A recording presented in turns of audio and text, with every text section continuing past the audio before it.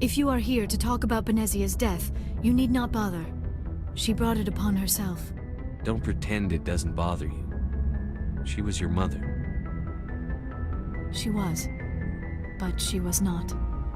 I prefer to remember Benezia as she used to be, before she was corrupted by Sovereign's power. The best of your mother lives on in you. Her determination, her intelligence, her strength. That is kind of you to say. I appreciate your concern, but I am fine.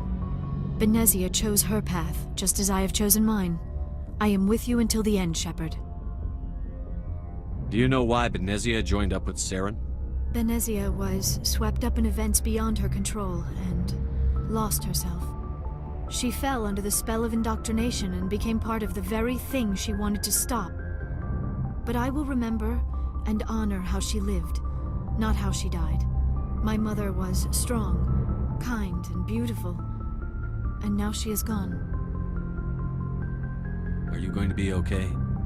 You are kind to ask, Shepard. I do miss her, and I grieve for what happened to her. But I will not let my grief interfere with what we are trying to accomplish. Tell me about yourself, Liara. Me?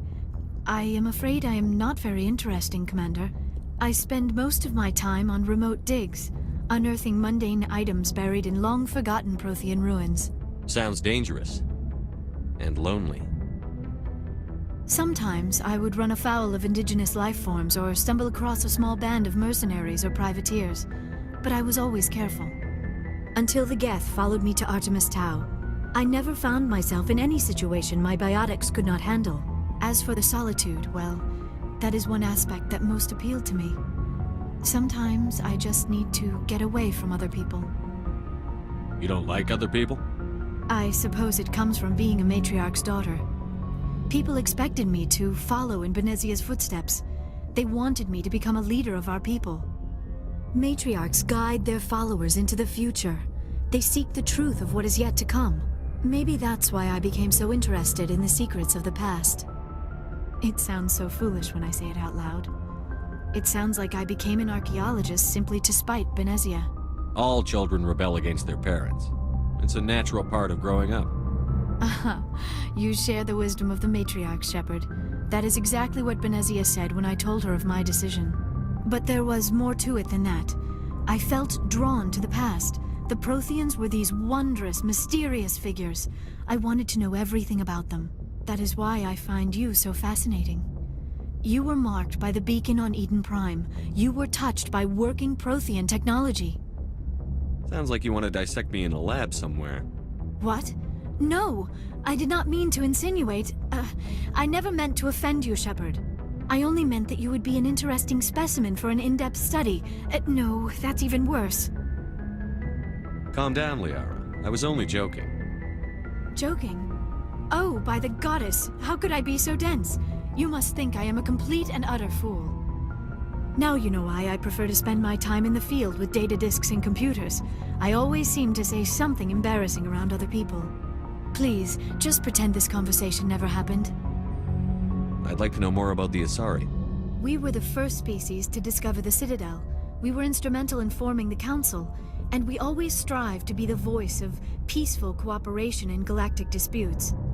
My people believe we are all part of a single galactic community. Each species contributes something to the greater whole. Although we seek to understand other species, it seems few of them seek to understand us. The galaxy is filled with rumors and misinformation about my people. Like what? Most of the inaccuracies are centered around our mating rituals. My species is monogendered. Male and female have no real meaning for us. We still require a partner to reproduce. This second parent, however, may be of any species and any gender. I don't understand. Your species can mate with anyone? Mating is not quite the proper term, not as you understand it. Physical contact may or may not be involved, but it is not an essential element of the union. The true connection is mental. Our physiology allows us to meld with other beings. We can touch the very depths of their minds.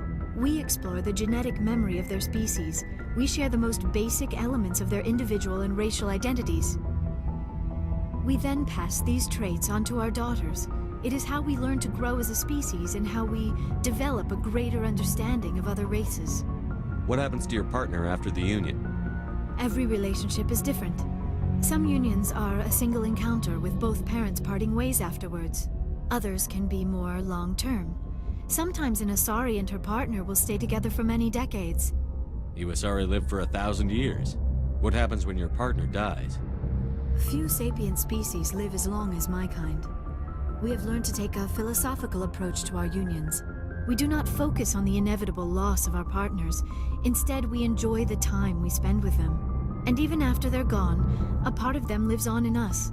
The union is a connection that transcends both time and space. Do you know who Matriarch Benezia chose as her partner? She rarely spoke of her partner. Though I know my father, if you want to use that term, was another Asari.